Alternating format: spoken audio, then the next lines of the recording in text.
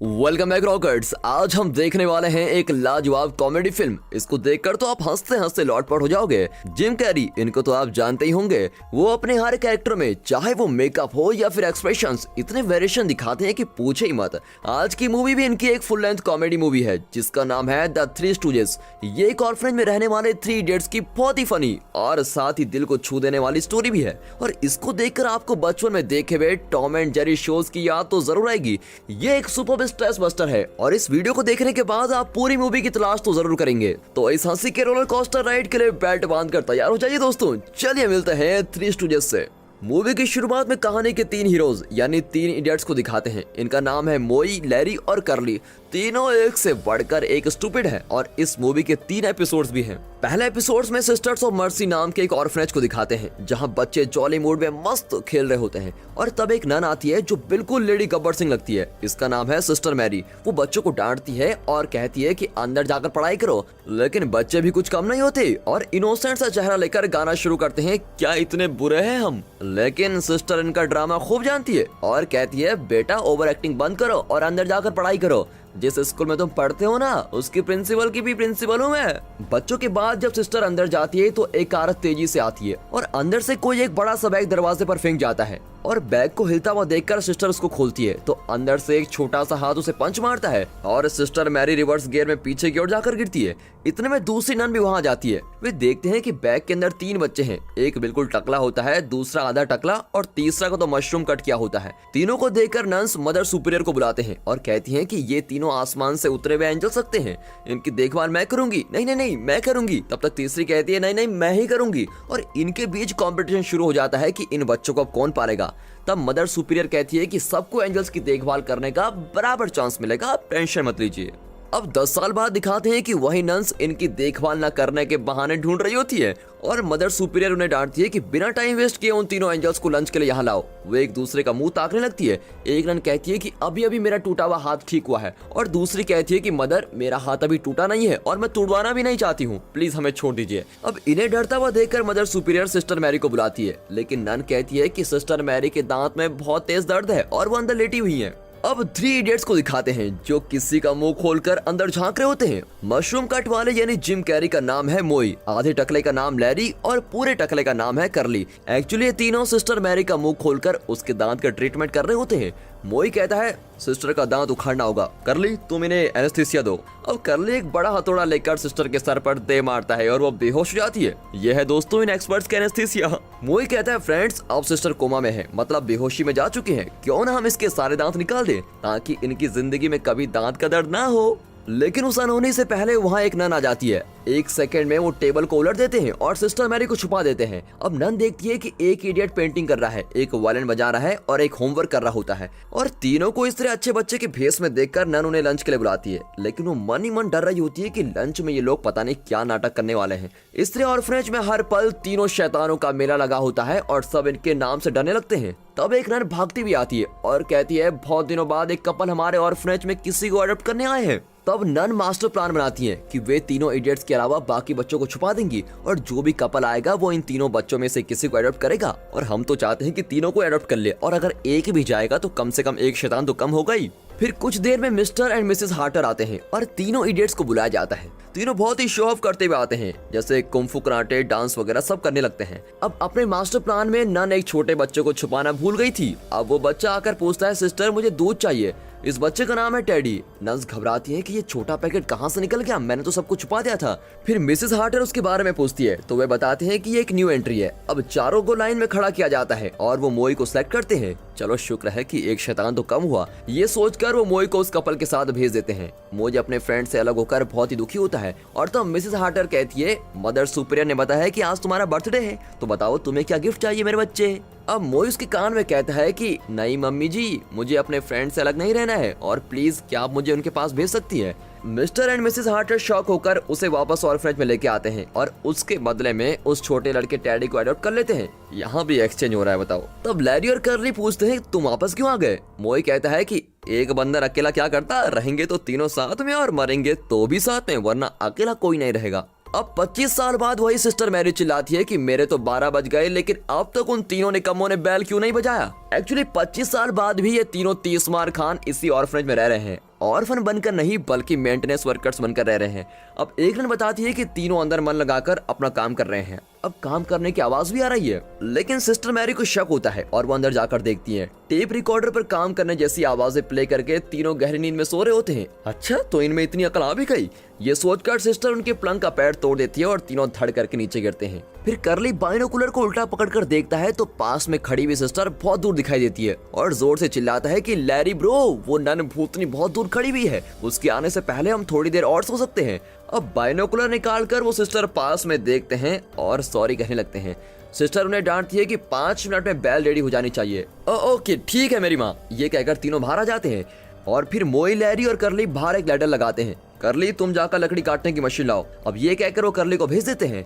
अब वो चला भी जाता है। मोई और लैरी अपनी बेवकूफी का डेमो देने के लिए तैयार हो रहे होते हैं। तब ऑर्फनेज से मदर सुपीरियर से मिलने चर्च के फादर आते हैं। वो मदर सुपीरियर से कुछ कहते हैं जिससे सभी शॉक हो जाते हैं। वे कहते हैं कि ये बात सबसे पहले 3 इडियट्स को बतानी पड़ेगी।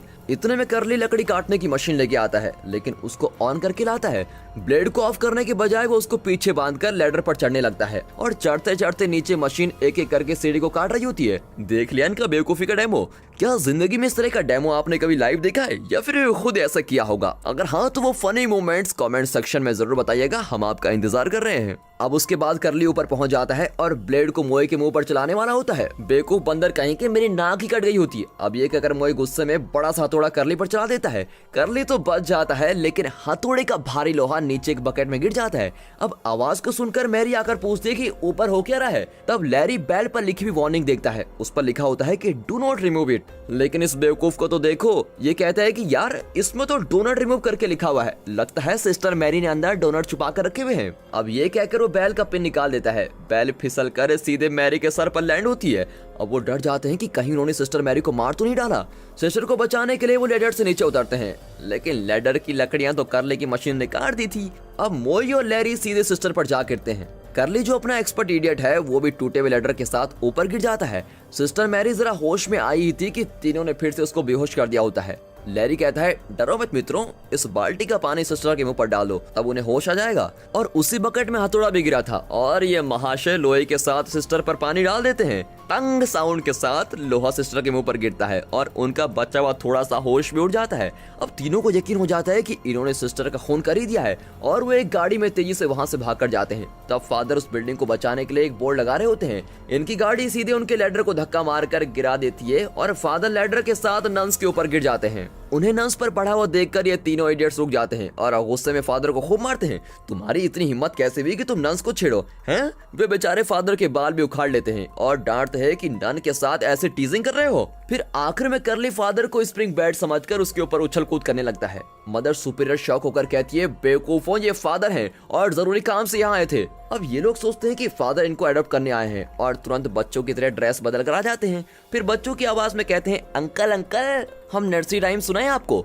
फिर फादर गुस्से में आकर इन्हें एक शॉट में तीनों के गाल लाल कर देते हैं। फिर मदर सुपीरियर से कहते हैं कि वो ऑर्फनेज के सारे बच्चों को बता दे। मदर सुपीरियर सभी को बुलाकर ये बताती है कि अब इस ऑर्फनेज को चलाने के लिए चर्च के पास पैसे नहीं है, इसीलिए चर्च इस जगह को बेचने वाला है और यहाँ के बच्चों को अलग अलग ऑर्फनेज में भेजा जाएगा। ऊपर से एक बीमार बच्ची चिल्लाती है कि मैं तो यहाँ से कहीं नहीं जाऊंगी। अब 3 इडियट्स भी कहते हैं कि ये हमारी जगह है, हम इसको नहीं छोड़ेंगे। फिर फादर बताते हैं कि अगर तुम यहाँ से नहीं जाना चाहते हो तो तुम्हें 1 महीने के अंदर $8,30,000 का इंतजाम करना होगा। तब तीनों कसम खाते हैं कि हाँ हम इंतजाम कर देंगे, हम आराम से ला जाएंगे $8,30,000। अब ये सुनकर सारे बच्चे बहुत ही खुश हो जाते हैं। नर्स भी बहुत ही खुश हो जाती है कि हमें भी तुम्हारे बाहर जाने का इंतजार था। फिर बच्चे इन तीनों को वहाँ से विदा करते हैं। एक नन मदर सुपीरियर से कहती है कि ये लोग अपनी उम्र भी नहीं जानते, मुझे तो डर लग रहा है कि पता नहीं बाहर जाकर क्या करेंगे, कहीं तमाशा न कर दे। फिर मदर सुपीरियर कहती है कि मुझे भी यही डर लग रहा है, लेकिन और कोई रास्ता भी तो नहीं है।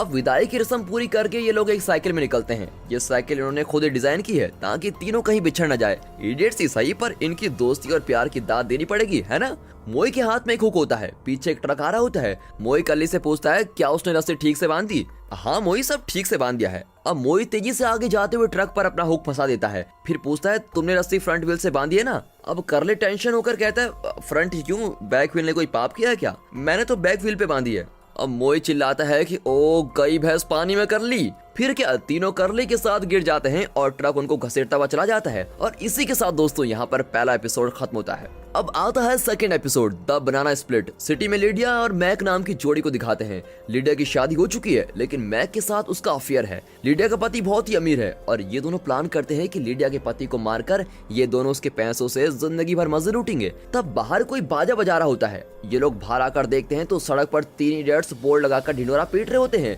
कि हम कोई भी काम करने को तैयार हैं, बदले में हमें सिर्फ $8,30,000 चाहिए। इन एक्सपर्ट्स ने बोर्ड पर वर्क की स्पेलिंग भी गलत लिखी होती है और आते जाते लोग इनका बहुत ही तमाशा बना रहे होते हैं। तब लिडिया डिसाइड करती है कि हमारे प्लान के लिए ये तीनों स्टूपिड्स बहुत ही बेहतरीन रहेंगे। इन 3 इडियट्स में तिनके जितना समझदार है मोई। वो कहता है कि हमें सिटी में कदम रखते हुए 3 दिन हो गए हैं और अब सिर्फ 27 दिन ही बचे हैं। ढिंढोरा पीटने से कुछ नहीं होगा दोस्तों, हमें अलग अलग जाकर काम ढूंढना होगा।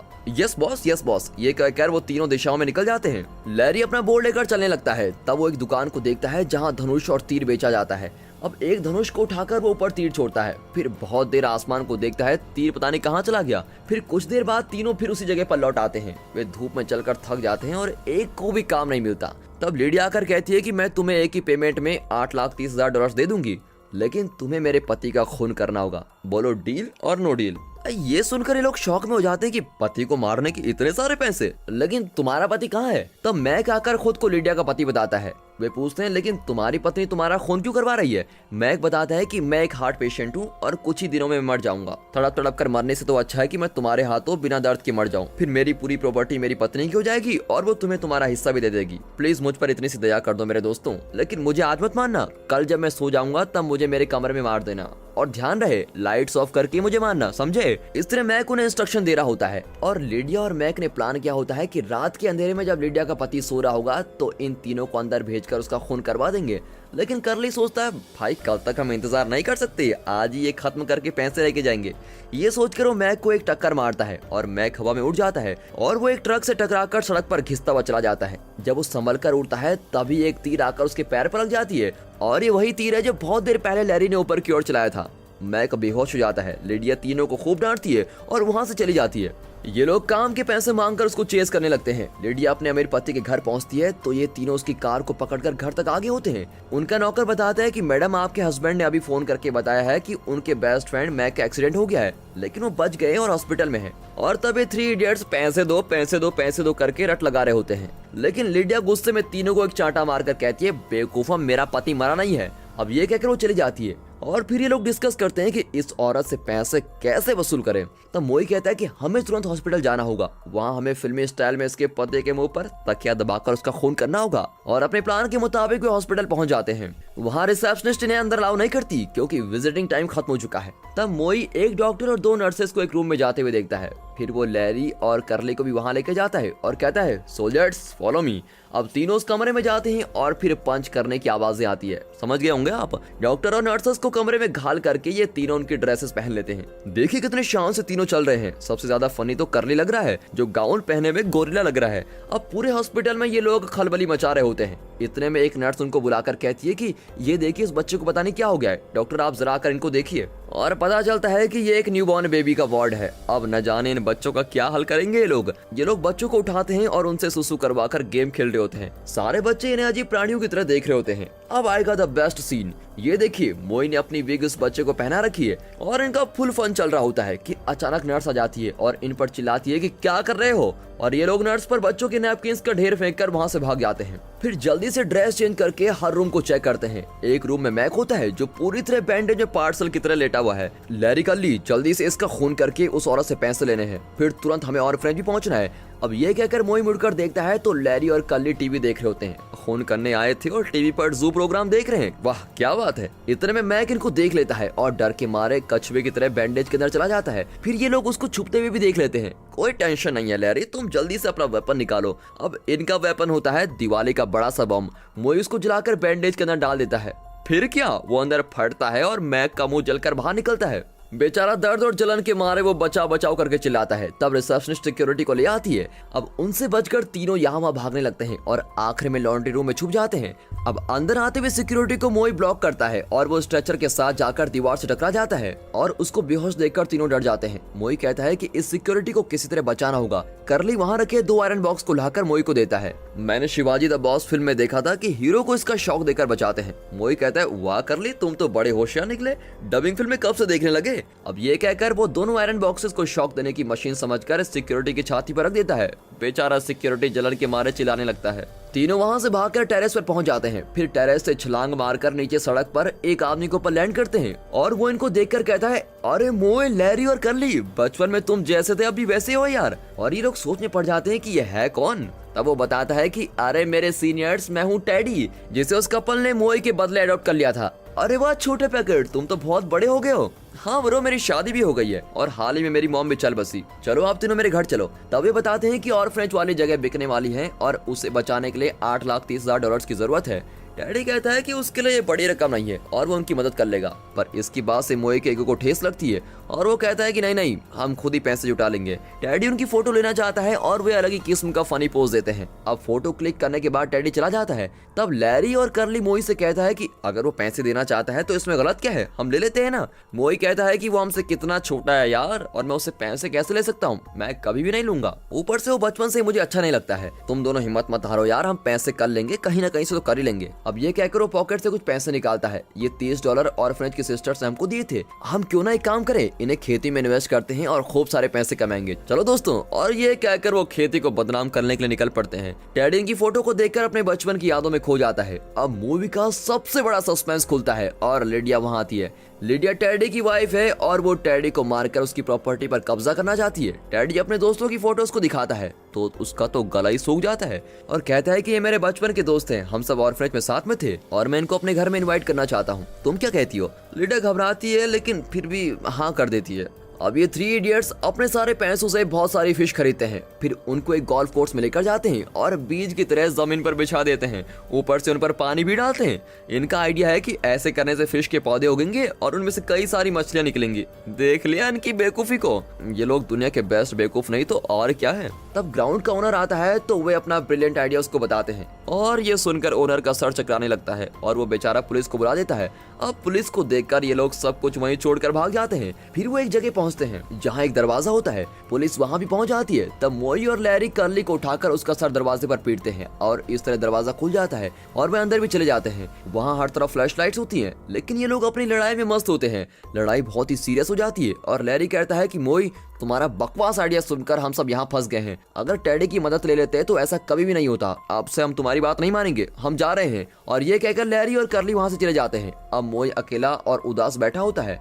अचानक फ्लैशलाइट्स बंद होती हैं और खूब तालियां बजने लगती है।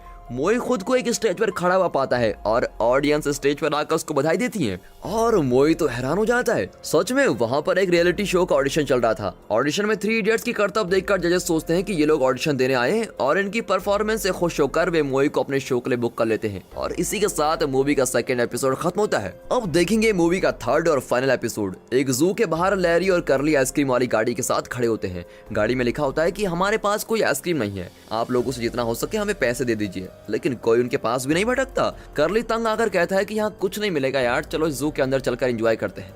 तब कुछ दूर से लिडिया और मैक इन दोनों को देख रहे होते हैं। लगता है मैक किसी तरह बच गया। लिडिया बताती है कि ये दोनों मेरे पति के बचपन के साथ ही हैं और ये लोग मुझे पहचानते भी हैं। अगर इनका मुंह खुल गया तो मेरा पति तो मुझे छोड़ देगा, फिर हम गरीब के गरीब ही रह जाएंगे। मैक सोचता है कि इन दोनों को यहीं खत्म कर देना चाहिए। जू में एक टूरिस्ट गाइड बताता है कि ये पोलर बियर है। तब टैंक के अंदर करली स्विम कर रहा होता है और उसे बहुत भूख लगी होती है, इसलिए वो टैंक में कूदकर फिश पकड़ लेता है और उसको देखकर बच्चे कहते हैं, सर ये पोलर बियर नहीं, पोलर भैंस लग रही है। फिर उस फिश को खाते हुए दोनों डिस्कस करते हैं कि मोई पता नहीं कहाँ गायब हो गया। जू के बाहर लिडिया मैक को दीवार पर चढ़ने को कहती है क्योंकि गन लेकर वो मेन गेट से अंदर नहीं जा सकता। मैक लिडिया के मुंह पर पैर रखकर ऊपर चलता है और बड़ी मुश्किल से चढ़कर वो अंदर कूद जाता है। वो देखता है कि 2 बच्चे पिंजरे के अंदर खड़े हुए हैं। वो पूछता है तो बच्चे बताते हैं कि बेवकूफ अंकल, पिंजरे के अंदर हम नहीं, आप हैं, जरा पीछे देखिए। मैक धीरे से मुड़कर देखता है तो एक शेर उसको अटैक करने आता है। जल्दबाजी में वो शेर के पिंजरे में कूद गया था, लेकिन शेर को चेन से बांधा हुआ है, इसलिए वो मैक की जान बच जाती है।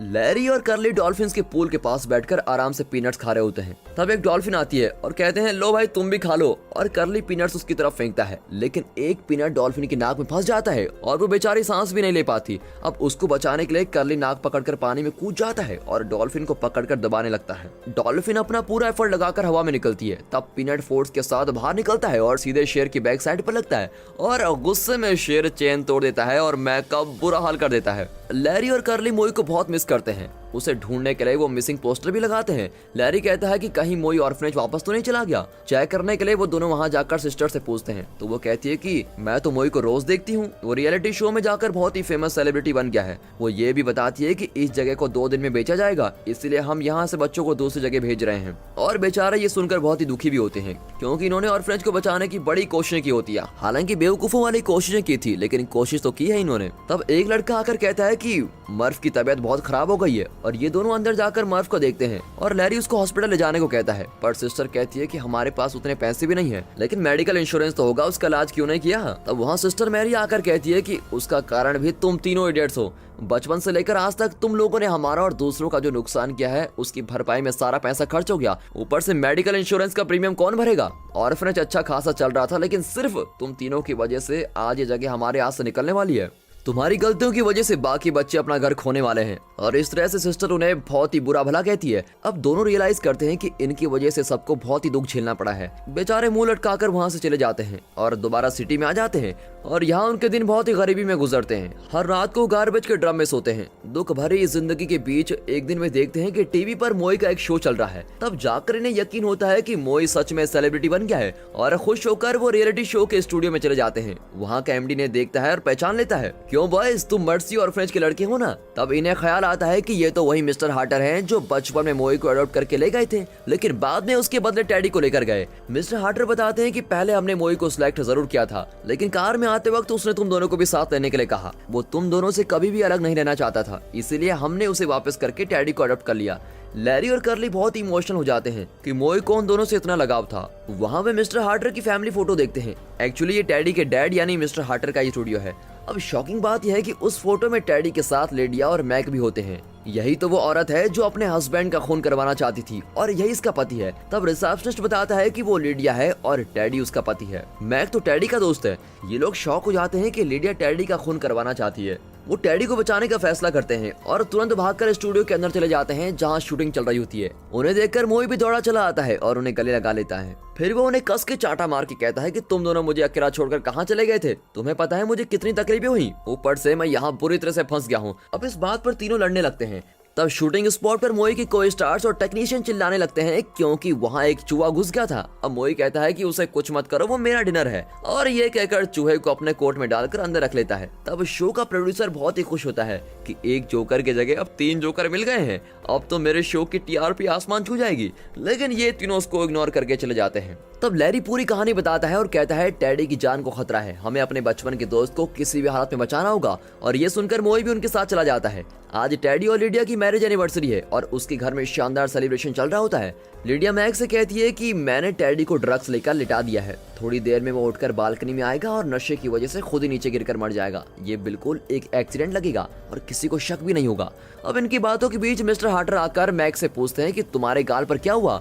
वो कहता है कि मैंने एक नई बिल्ली खरीदी थी और उसने मेरे गाल पर पंजा मार दिया। इस तरह कुछ भी कहकर वो मिस्टर हार्टर को मैनेज कर रहा होता है। तब 2 बच्चे बैलून के लिए लड़ रहे होते हैं। लिडिया जाकर उनका बैलून ले लेती है और हाउसकीपर से कहती है कि इन बच्चों को कुछ बैलून दे दो। इसी बीच छोटे छोटे डॉग से स्केटबोर्ड बांधकर स्केटिंग करते हुए तीनों इडियट्स की एंट्री होती है। स्केटिंग तो इन्हें आती है लेकिन रोकना नहीं आता और सीधे एक सिक्योरिटी से जाकर टकरा जाते हैं। अब उनके पूछने पर तीनों बताते हैं कि टैडी उनका दोस्त है, लेकिन वो इनविटेशन के बिना वहाँ किसी को अलाउ नहीं करते और तीनों को बाहर निकाल देते हैं। तब हाउसकीपर बाहर खड़े सिक्योरिटी से कहती है कि अगर बलून वाला आए तो उसको अंदर भेज दो, और ये बात ये तीनों सुन लेते हैं। अगले सेकंड वो कहीं से बलून्स लेते हैं और उन्हें अंदर अलाउ किया जाता है। अंदर आते ही सारे बलून से एक बच्ची को पकड़ा देते हैं। बच्ची धीरे धीरे ऊपर उड़ने लगती है, लेकिन इन लोगों का ध्यान उस पर नहीं जाता। ये आए तो थे टैडी को बचाने, लेकिन देखिए किस तरह दोनों भर भर के खा रहे हैं और पार्टी एंजॉय कर रहे हैं। अब इन्हें देखकर मोई डांटता है कि तुम एक बात बताओ, क्या हम सब यही करने यहाँ आए थे क्या? तब लिडिया इन्हें देख लेती है और सीधे जाकर मैक्स से कहती है कि टैडी को तो बाद में मारेंगे, लेकिन पहले हमें इन तीनों को खत्म करना होगा। ये लोग जरूर हमारा भांडा फोड़ेंगे। इतने में एक बूढ़ी औरत ऊपर उड़ती हुई बच्चों को देखकर चिल्लाने लगती है। उसे मैं बचाऊंगा कहकर लैरी कहीं से गन ले लेता है। फिर मोई उसको रोकता है कि अगर तुम गन शूट करोगे तो कहीं वो लड़की को न लग जाए और वो हमेशा के लिए ऊपर न चले जाए। फिर गन छीनकर मोई शूट करता है और बच्ची सीधे नीचे रखे हुए एनिवर्सरी केक पर गिर जाती है। अब सिक्योरिटी और मैक इन तीनों को चेस करते हैं। पार्टी में इस तरह बाउंडर उठाकर तीनों घर के अंदर घुस जाते हैं और टैडी को ढूंढने लगते हैं। आखिर में टैडी मिल भी जाता है, पर अब भी वो ड्रग्स के नशे में होता है और ये लोग बताते हैं कि तुम्हारी वाइफ तुम्हें खत्म करना चाहती है, उससे पहले यहाँ से भाग चलो। लेकिन टैडी डांटता है कि मेरी वाइफ के लिए ऐसी बातें मत करो। तभी मैक और लिडिया हाथ में गन लिए वहाँ आते हैं और टैडी जानता है कि ये दोनों उसको मारने ही आए हैं और उसके दोस्त ठीक ही कह रहे थे। वो बेबस होकर मैक से कहता है कि वाह मेरे दोस्त, मेरे पीठ पीछे इस तरह मेरी वाइफ के साथ शर्म नहीं आई तुम्हें? तब वहाँ एक और आदमी गन उठाकर चला आता है। ये और कोई नहीं, मिस्टर हार्टर है। 3 इडियट्स अब रिलैक्स हो जाते हैं कि चलो अब हमारे और टैडी की जान तो बची जाएगी। अब मिस्टर हार्टर आ गए हैं तो मैक और लिडिया को संभाल लेंगे।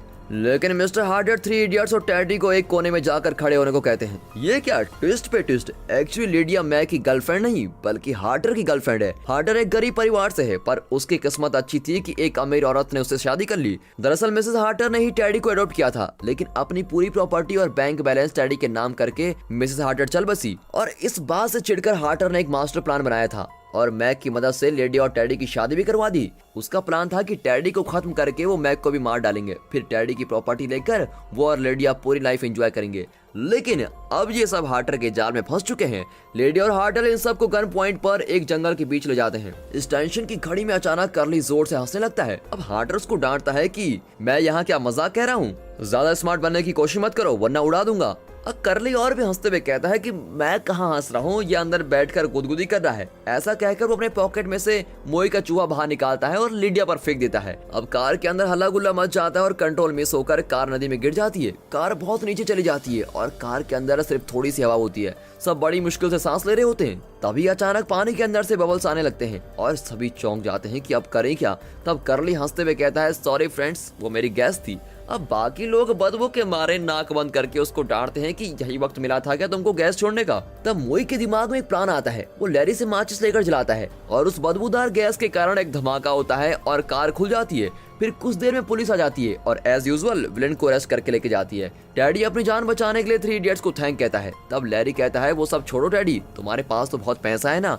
उसमें से सिर्फ $8,30,000 ऑर्फनेज को डोनेट कर दो, वहाँ के बच्चे तुम्हें दुआ देंगे। पर टैडी कहता है मैं उस ऑर्फनेज की मदद नहीं करूंगा। बिना पूछताछ किए उन लोगों ने मुझे इस परिवार के हवाले कर दिया जहाँ मेरी जान को खतरा था। तुम और कुछ भी मांग सकते हो लेकिन ये मुझसे नहीं होगा। और ऐसा कहकर टैडी चला जाता है। और यहाँ मोई गुस्से में लैरी को थप्पड़ मारकर कहता है कि मैंने तो उसी दिन कह दिया था कि ये टैडी एक कंजूस मक्खी चूस है, लेकिन तुम लोगों ने मेरी बात नहीं मानी। तो मेरी बात मानते ही कब हो? फिर तीनों खुद ही डिजाइन की हुई एक गाड़ी में ऑर्फनेज की ओर पहुंचते हैं, लेकिन वहाँ ऑर्फनेज बंद होता है और सब कुछ सील हो चुका है। तीनों रोने लगते हैं कि लाख कोशिश करने के बाद भी वो ऑर्फनेज को नहीं बचा सके।